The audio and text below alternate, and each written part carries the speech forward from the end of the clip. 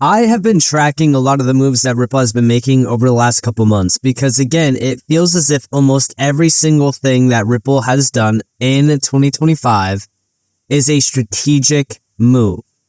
And it's not just a strategic move around Ripple or even their stablecoin RLUSD, but it's also a strategic move around XRP. In this video, I really want to go over a few things that just recently got announced from Ripple. And then I also want to go over how it all ties back to XRP. Let's start off with a recent post from Ripple, which did get posted on the 12th. And we have an honor to host Singapore's Deputy Prime Minister and also the Monetary Authority of Singapore's Managing Director at the Ripple booth to learn more about our business and customer traction in APAC during the 10th anniversary of Singapore FinTech Festival. Singapore continues to lead from the front with clear rules and regulations around digital assets, maintaining a strategic vision to build a trusted, connected, and digital asset economy. And of course, here are some images from the event. We love to see it. Obviously, Ripple did receive a license from the Monetary Authority of Singapore going back to, I want to say 2023. So they have definitely been a pretty big name around Singapore for quite some time, and the APAC region has always been a focus of theirs since going all the way back to like 2020 and even a little bit beforehand. So again, makes a lot of sense for them to be, hosting an event or even being a part of an event around Singapore, and then also, bringing in some of the largest players from Singapore, like the Deputy Prime Minister and even the Managing Director of the Monetary Authority of Singapore. Again, it kind of feels as if in some of these key areas around the world, Ripple is preparing to expand. Now, on top of that, we got another post from Monica Long, and this is actually from the 12th, same day.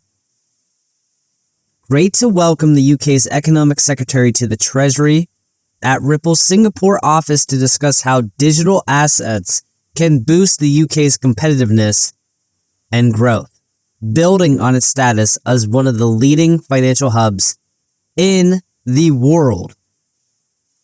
Over the last couple of days, it has come to my attention that we are now witnessing more and more users having money frozen on exchanges like MEXC. This is a big issue, and it's an issue that plagues the crypto space. It's at a time where these exchanges are not fully regulated. It's a big issue.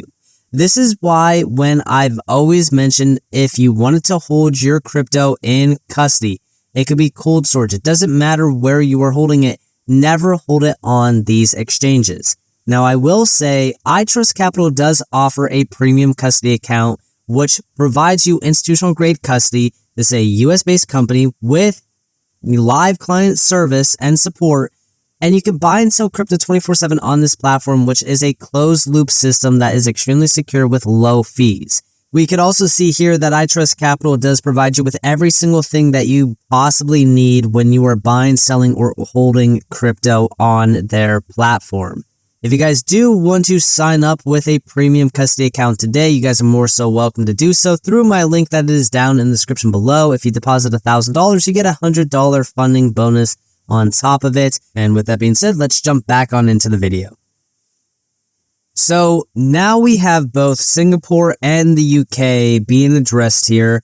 Obviously, recently we did see another big post, and I think it was from Casey Craddock actually, where she was meeting with Scott Bessent and even major players from the UK. And this goes back to like the beginning of the month. Maybe it was even back in October, where there was a huge announcement actually of the UK and the US working together to bolster digital asset innovation between the two nations. And again, now we have Ripple right at the center point yet again, talking to the Economic Secretary to the Treasury from the UK on how digital assets can boost the UK's competitiveness and growth.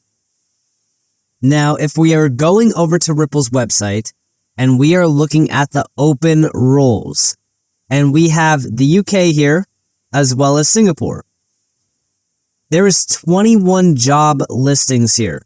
Most of these don't really pertain back to XRP or the XRPL, unless you were going all the way down here to Ripple X, because Ripple X is the XRP side of Ripple's.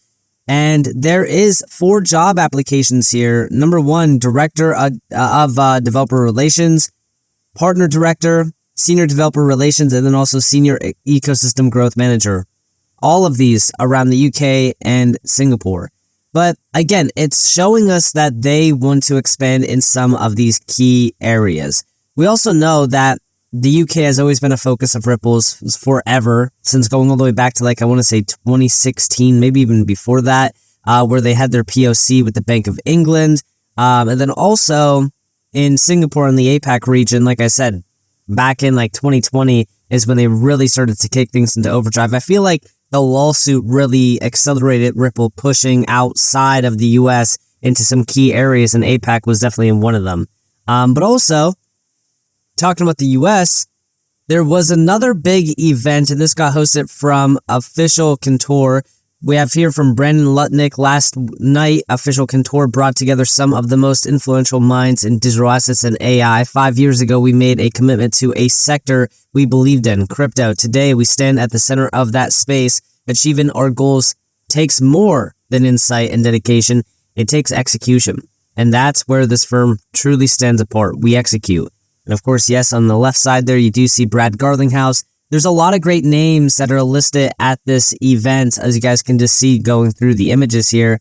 And I just feel as if we are at that point in time where specific players from the space are being handpicked to build something very special. You know, the new financial system, we've been talking about it forever now. I feel like a lot of people have kind of come to the conclusion that, oh, this is never going to happen, or, oh, it's not happening, it's going to take years. But if you really look at things and you kind of connect the dots on what's been happening in the last 12 months, this is happening now. It's not happening later. It's not happening next year or 2 years from now. No, it's happening now, and it's only going to accelerate from this point on. We are witnessing the birth of the new financial system, and it's starting to accelerate faster than we ever thought possible. And of course, it's because of names like Ripple. I saw a great post from Anderson recently on X, and it was a graphic image of all of the companies that Ripple recently acquired because of the purchase of Palisade and their new wallet solution. Pretty amazing when you see the full picture of what they're building. This is next generation financial infrastructure, and it's a lot more than just cross-border transfers. They've recently acquired 5 different companies: Medico, Hidden Road, Rail, G Treasury, and Palisade. Ripple is becoming a juggernaut in the crypto space. And yeah, Anderson is 100% correct. When we look at this image, this does not just tell me, oh, hey, Ripple's out acquiring some companies for key things. No, this tells me that Ripple is out acquiring companies to make sure that they have a full-on, all-in-one platform that can handle everything that an institutional player, an enterprise player, even a retail player needs in order to tap into this new system. This to me looks like core infrastructure. It almost looks like a full new system, and it all comes back to what Ripple has always wanted to build: the Internet of Value. Just looking at some of these names and looking at the list of customers and banks connected to some of them, like G Treasury, right? They have 800 customers, 13,000 connected banks, $12.5 trillion in annual payments volume. When you look at Palisade, yeah, it is just a wallet platform. However, it's also a core player in connecting to and integrating into existing systems. So you have that, connection already that can allow for on and off ramps, payments, and just seamless integration. Then you look at Rail, okay, a full-on stablecoin platform, which 100% allows for RLUSD to expand. But this is processing over 10% of stablecoin B2B payments market in 2025. They're a global platform as well, so a huge piece of the stablecoin boom. Then, of course, we have Ripple Custody, which was originally Medico. This is, I think that's pretty self-explanatory, right? Institutional players will need a custody platform. They want to hold crypto assets, they want to hold stablecoins, they want to hold RWAs, they want to hold whatever they need to hold in a secure custody platform. And Ripple Custody is providing that. And last but not least, we do have, of course, Hidden Road, aka Ripple Prime. 300 institutional players with $3 trillion cleared to date. targeting some of the largest, industries out there. The FX market. We also have derivatives being targeted.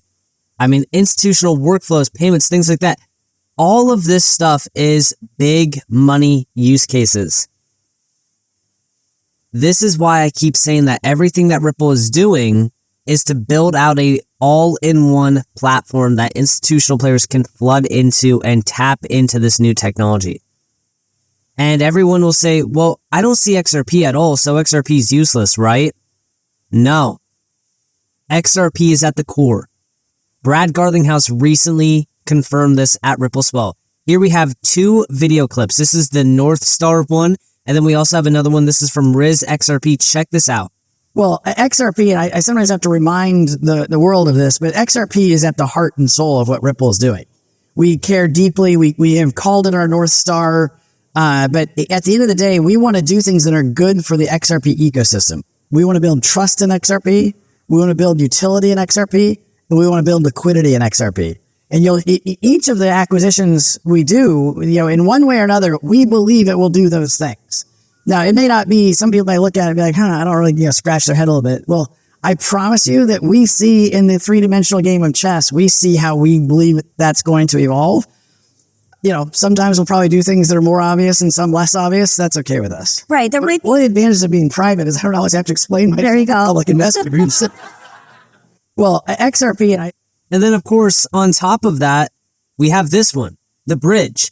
Because again, we just have that clear confirmation from Brad Garlinghouse that XRP is their North Star. It's at the center point of everything that they do. They want to ensure that XRP is the most, the most secure and stable asset in terms of, a digital asset that institutional players can trust. I don't mean stable in terms of the value, but, XRP is a core piece of the infrastructure. And then also over here, we have the bridge.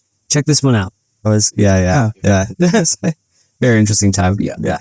But you've come such a long way in the last year. I mean, since sitting down with you at Swell in Miami, where we talked about all that stuff. I'm just going to rattle off some things that Ripple has done in the last year. So buckle up. You guys launched a stablecoin.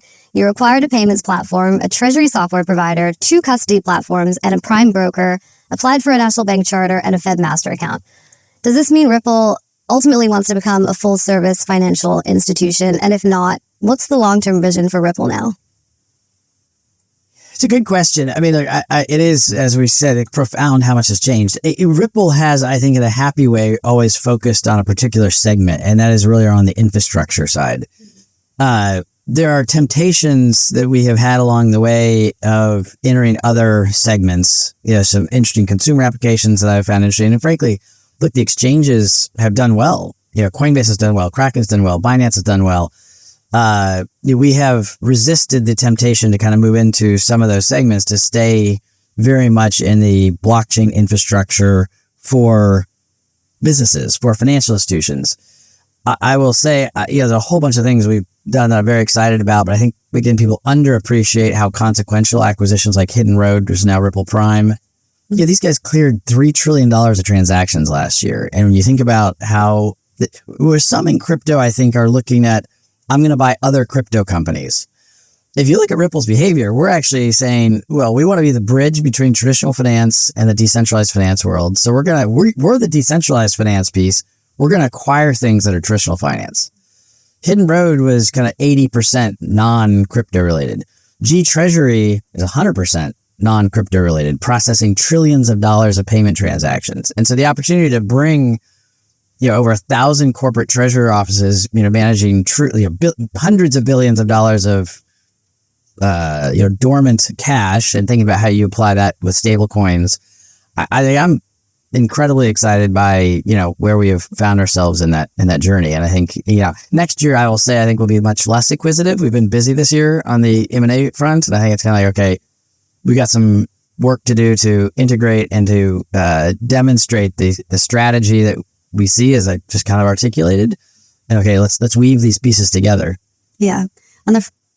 Listen, everything that Ripple is doing here, I feel like a lot of people, like obviously, a lot of us that are in the ecosystem around XRP, we are aware of what's happening here. I don't think that you guys need me to break it down because obviously a lot of you out there have been realizing what's happening here. You guys have been watching the moves happen over the last couple years, and you don't need some, guy on YouTube saying, "Hey guys, hold my hand, let me walk you through everything." No, a lot of you understand what's going on because you are also a part of this space on a day-to-day basis. And just looking at the moves that Ripple has been making, looking at, how things have changed around this space in the last year as well.